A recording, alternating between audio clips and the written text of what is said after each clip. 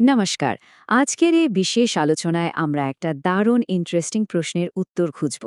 জন D Rockefeller নামটা তো শুনেছেনই।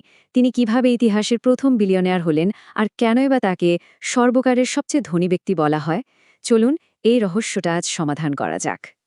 আচ্ছা, যদি জিজ্ঞেস করা হয় বলুন তো ইতিহাসের সবচেয়ে ধনী ব্যক্তিকে, কি মনে হয়? বেশিরভাগেরই হয়তো মাথায় আসবে বিল গেটস বা জেফ বেজোসের নাম, তাই না? কিন্তু আসল উত্তরটা শুনলে কিন্তু বেশ অবাক হতে পারেন। তো পরিচয় করিয়ে দিই।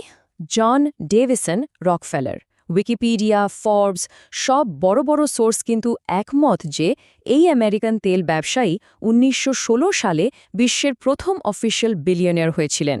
মানে তিনি এমন একজন ব্যক্তি যিনি সম্পদের পুরো ধারণাটাই যেন বদলে দিয়েছিলেন।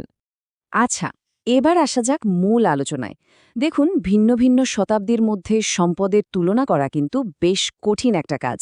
আর এর কারণটা শুধু ইনফ্লেশন বা মুদ্রাস্ফীতি নয়, এর পেছনে আরও অনেক জটিল ফ্যাক্টর আছে। আর ঠিক এখানেই একটা মজার ধাঁধা তৈরি হয়। যদি আমরা শুধু আজকের দিনের মুদ্রাস্ফীতির সাথে হিসাব করি, তাহলে রকফেলারের সম্পদকে এখনকার বিলিয়নিয়ারদের তুলনায় বেশ কম মনে হবে। কিন্তু এটাই তো আসল গল্প নয়। একটা উদাহরণ দিই। অর্থনীতিবিদ স্কট সমনার ২০১৮ সালে একটা বিশ্লেষণ করেন।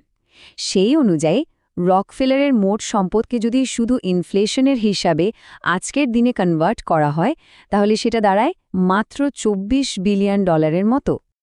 অথচ এর পাশেই ভাবুন, ১৯৯৯ সালে বিল গেটসের সর্বোচ্চ সম্পদের পরিমাণ ছিল প্রায় $১৫০ বিলিয়ন ২০১৮ সালের হিসাবে। তাহলে প্রশ্নটা হলো, মাত্র $২৪ বিলিয়ন নিয়ে রকফেলার কিভাবে সর্বকালের সেরা ধনী হন? এখানেই তো আসল টুইস্ট। আমি জানি আগের স্লাইডগুলো দেখে একটা কনফিউশন তৈরি হতে পারে। তো চলুন সরাসরি সেই প্রশ্নটারই উত্তর খোঁজা যাক। এই সাধারণ হিসাবের পরেও কেন রকফেলারকে ইতিহাসের সবচেয়ে ধনী বলা হয়? এর পেছনে একটা খুবই শক্তিশালী কারণ আছে। তাহলে আসল মাপকাঠিটা কি? ইতিহাসবিদ আর অর্থনীতিবিদরা কিন্তু মুদ্রাস্ফীতির চেয়েও অনেক বেশি শক্তিশালী একটা পদ্ধতি ব্যবহার করেন, আর সেটা হলো জিডিপি অনুপাত। এই সম্পদ থেকে জিডিপি অনুপাতের ব্যাপারটা হলো, এটা শুধু টাকার অঙ্কটা দেখে না, এটা মাপে যে একজন ব্যক্তির সম্পদ সেই সময়ের গোটা দেশের অর্থনীতির তুলনায় ঠিক কতটা বড় ছিল। মানে দেশের পুরো ইকোনমির কত বড় একটা অংশ তিনি একা নিয়ন্ত্রণ করতেন। ভাবা যায়? আর এই হিসেবটা কিন্তু বেশ সোজা। আমেরিকান হেরিটেজ ম্যাগাজিনের মতো বড় বড় প্রকাশনাও এটাই করে। স্টেপগুলো হলো, প্রথমে সেই ব্যক্তির সর্বোচ্চ সম্পদের পরিমাণটা বের করুন। এরপর ঠিক ওই বছরে দেশের মোট জিডিপি কত ছিল সেটা দেখুন। আর শেষে তার সম্পদটা মোট জিডিপির কত পার্সেন্ট সেটা বের করুন। ব্যাস। তো আমরা এখন আলোচনার একদম ক্লাইম্যাক্সে চলে এসেছি। এবার আমরা দেখব এই জিডিপি অনুপাতের হিসাবে রকফেলারের আসল ক্ষমতাটা ঠিক কতখানি ছিল। এই বার চার্টার দিকে একবার তাকান। একদম পরিষ্কার, তাই না? রকফেলারের সম্পদের বারটা বিল গেটস বা জেফ বেজসের তুলনায় কতখানি বিশাল।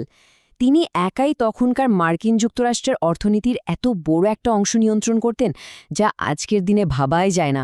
প্রায় অকল্পনীয় একটা ব্যাপার। উইকিপিডিয়ার এই লাইনটা দেখুন, তার সম্পদ মোট অর্থনীতির একটি বড় অংশকে প্রতিনিধিত্ব করত। মানে আসল কথাটা হলো, ব্যাপারটা শুধু ডলারের অঙ্ক নিয়ে ছিল না, ছিল তার অর্থনৈতিক প্রভাব আর আধিপত্য নিয়ে।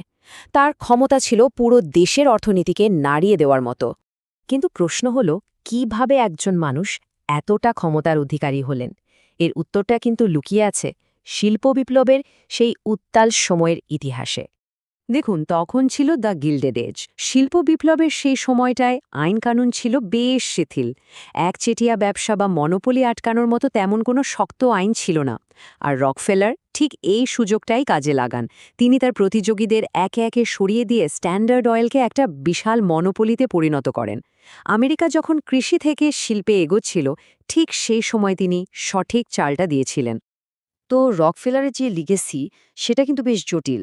একদিকে তিনি ছিলেন একজন খুবই অ্যাগ্রেসিভ বিজনেসম্যান, যিনি মার্কেটের সব কম্পিটিশন প্রায় শেষ করে দিয়েছিলেন। আবার অন্যদিকে জীবনের শেষ দিকে তিনি তার উপার্জনের একটা বিশাল অংশ কিন্তু দান করে গেছেন। আর তার সেই দানের টাকায় আজকের দিনের আধুনিক চিকিৎসা আর শিক্ষা ব্যবস্থায় যুগান্তকারী সব পরিবর্তন এসেছে। তো আজকের আলোচনাটা আমরা শেষ করছি একটা খুব ইন্টারেস্টিং প্রশ্ন দিয়ে।